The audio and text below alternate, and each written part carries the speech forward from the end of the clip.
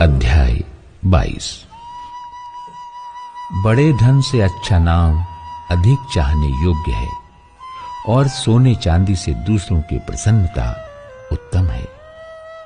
धनी और निर्धन दोनों एक दूसरे से मिलते हैं, यहोवा उन दोनों का कर्ता है।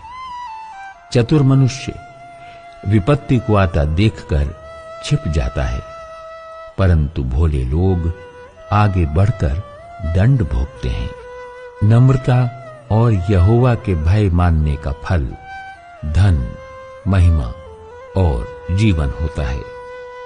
टेढ़े मनुष्य के मार्ग में कांटे और फंदे रहते हैं, परंतु जो अपने प्राणों की रक्षा करता वो उनसे दूर रहता है।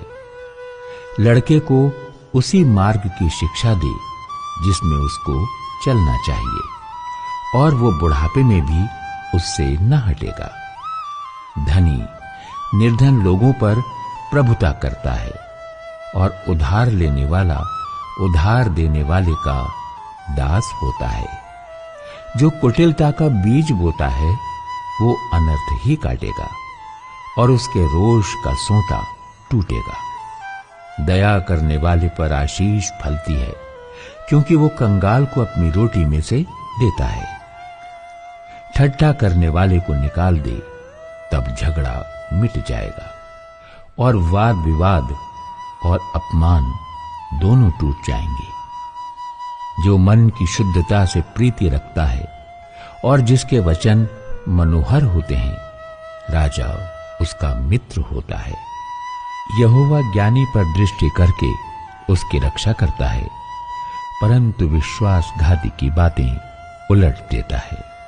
आलसी कहता है, बाहर तो सिंह होगा, मैं चौक के बीच घात किया जाऊंगा। पराई स्त्रियों का मुंह गहरा गड्ढा है, जिससे यहोवा क्रोधित होता वही उसमें गिरता है। लड़के के मन में मूढ़ता की गांठ बंधी रहती है, परंतु अनुशासन की छड़ी के द्वारा वो खोलकर उससे दूर की जाती है।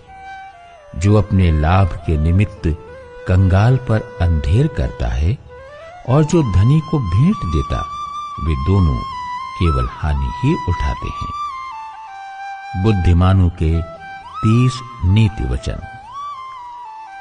कान लगाकर बुद्धिमानों के वचन सुन और मेरी ज्ञान की बातों की ओर मन लगा। यदि तू उसको अपने मन में रखे तो वे सब तेरे मुंह से निकला भी करें तो ये मन भावनी बात होगी। मैंने आज इसलिए ये बातें तुझको बताई हैं कि तेरा भरोसा यहोवा पर हो। मैं बहुत दिनों से तेरे हित के उपदेश और ज्ञान की बातें लिखता आया हूं कि मैं तुझे सत्य वचनों का निश्चय करा दूं, जिससे जो तुझे काम में लगाएं उनको तू सच्चा उत्तर दे सके। कंगाल पर इस कारण अंधेर न करना कि वो कंगाल है, और न दीन जन को कचहरी में पीसना, क्योंकि यहोवा उनका मुकद्दमा लड़ेगा, और जो लोग उनका धन हर लेते हैं उनका प्राण भी वो हर लेगा।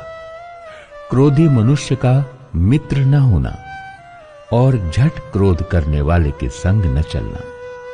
कहीं ऐसा न हो कि तू उसकी चाल सीखे और तेरा प्राण फंदे में फंस जाए।